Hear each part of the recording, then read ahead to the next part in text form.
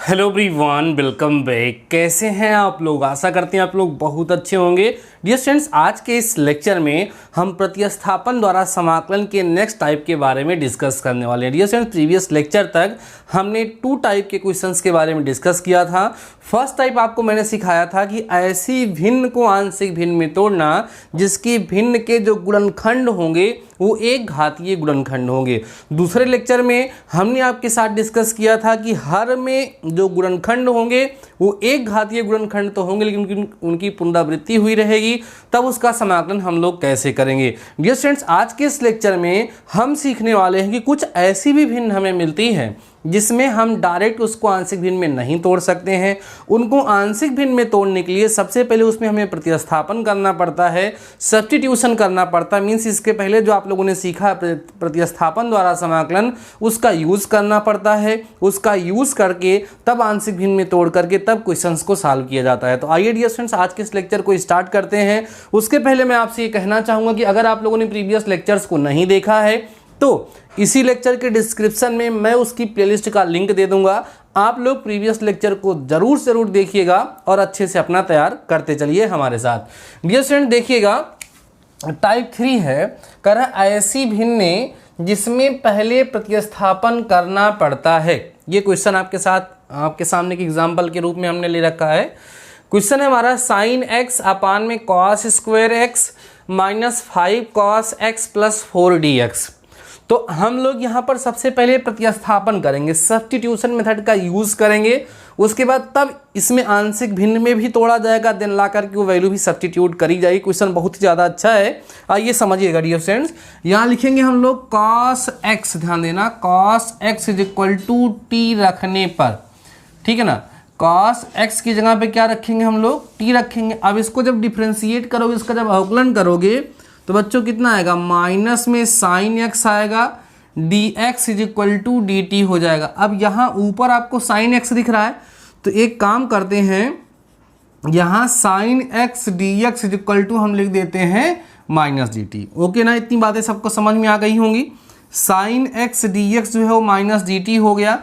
अब ये सारी वैल्यूज़ ला करके यहाँ पर पुट करिए और देखिए आपको क्या मिलता है। देखना ध्यान से, आराम से समझते चलना डियर स्टूडेंट्स। अब देखिएगा, अब ये इंटीग्रल ऑफ साइन एक्स, ठीक है, अपान में cos square x minus 5 cos x plus 4 dx जो है हमारा, ये इक्वल हो जाएगा, माइनस सामने लगा दीजिए और यहाँ dt कर दीजिए, क्योंकि sign x d x D t हो गया। और जहाँ जहाँ कॉस था वहाँ t रख दोगे तो हो जाएगा टी स्क्वेयर माइनस में 5t और प्लस में 4। ये समझ में आया आप लोगों को? अब आप देखिए ध्यान से, समझते चलना डियर स्टूडेंट्स। इसको हम इक्वल करेंगे तो माइनस सामने लगेगा, यहाँ 1 अपान इसका आप गुणनखंड कर लीजिए, ठीक है, टी स्क्वायर और माइनस में 4t और माइनस में t और प्लस में कितना 4 हो गया और यहाँ dt हो गया, ठीक है ना।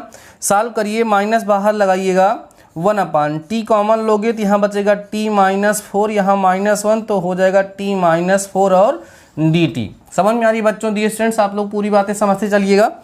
अब ये जो होगा हमारा इक्वल हो जाएगा माइनस में 1 अपान, ठीक है, 1 अपान t माइनस में 1 इंटू में t माइनस में 4 dt। अब देखिए ये हमारा जो क्वेश्चन है वो पुराने रूप में बदल गया।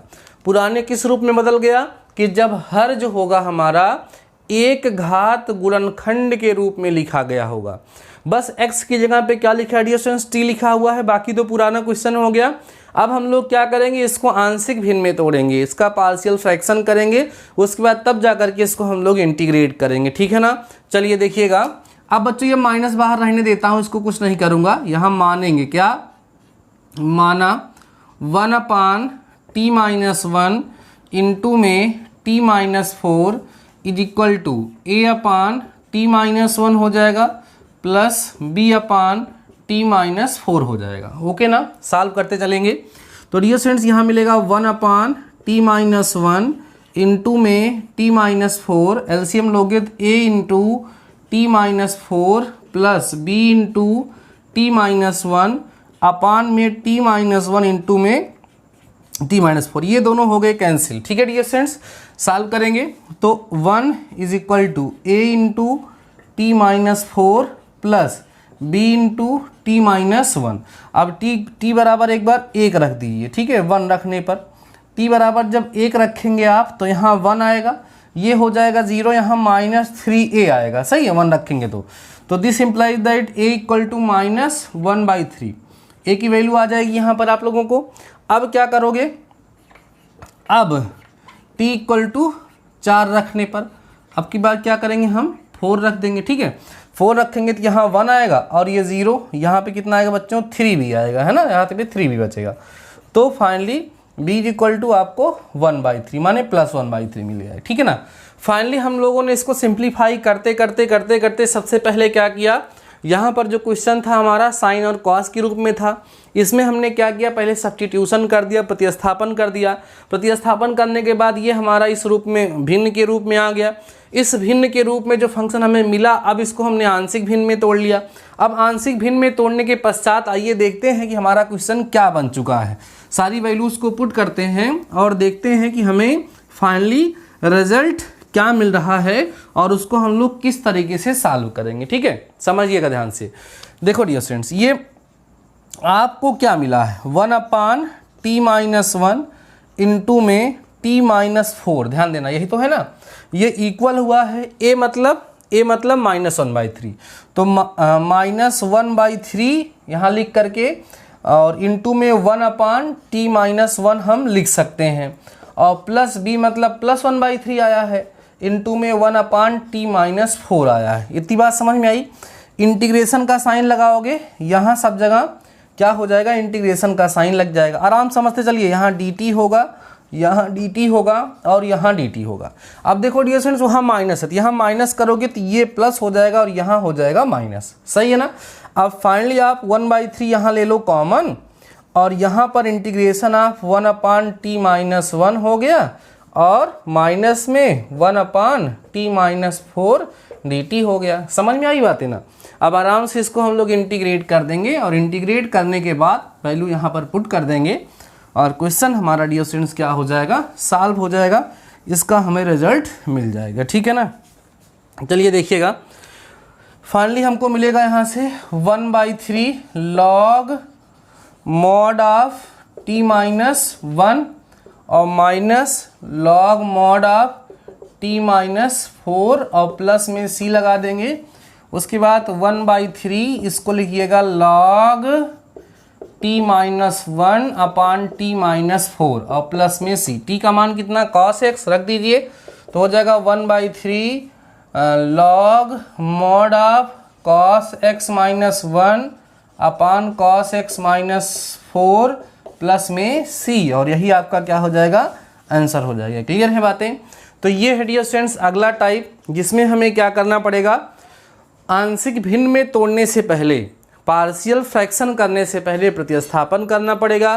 प्रतिस्थापन करेंगे उसके बाद तब ले जाकर के उसको हम आंशिक भिन्न में तोड़ेंगे।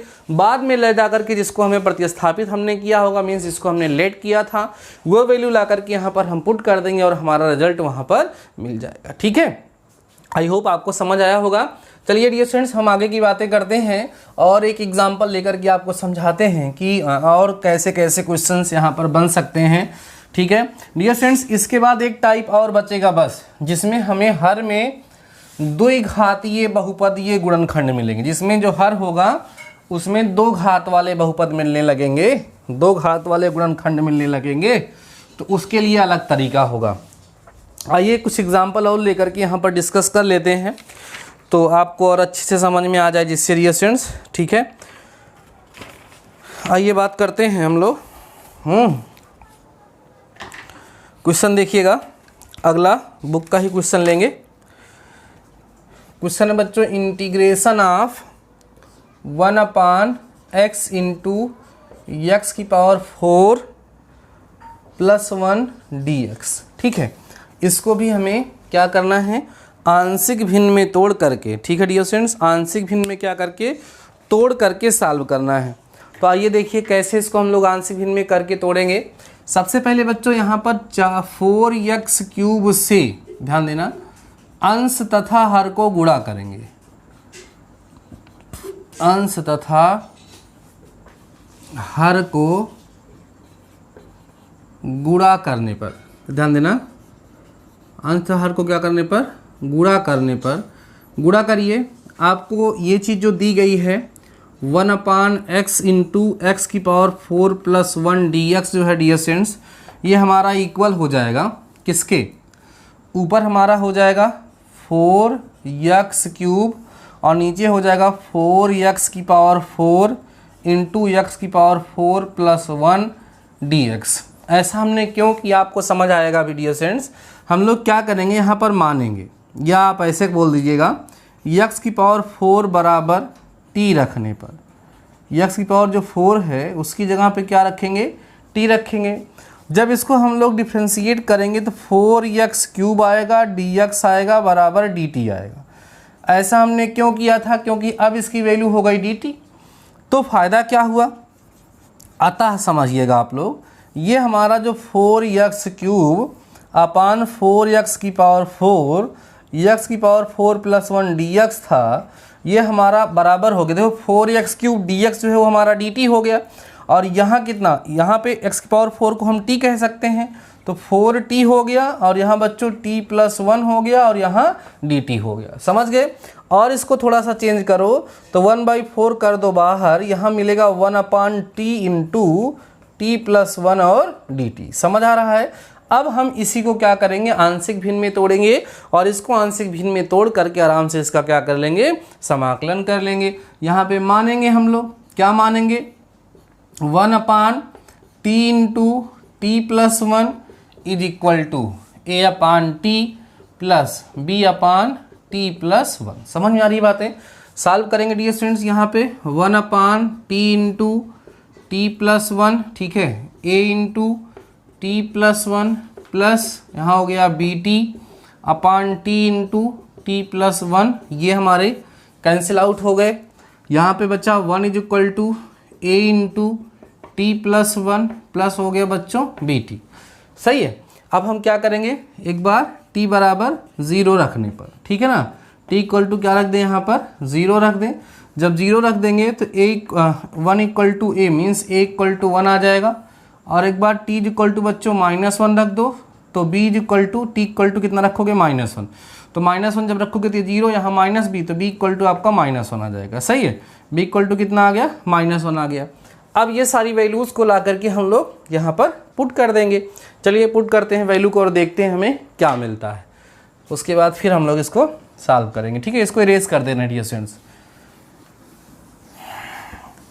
इसको पूरा हम हटा दे रहे हैं और वहाँ पे ला करके हम वैल्यू पुट कर देते हैं। देखिए ध्यान से, अतः आपको क्या मिलेगा, 1/t इंटू टी प्लस 1, ध्यान देना डियर स्टूडेंट्स, ये इक्वल हो जाएगा a मतलब +1 आया है तो 1/t में t हो जाएगा और माइनस में 1/t प्लस 1 हो जाएगा, सही है।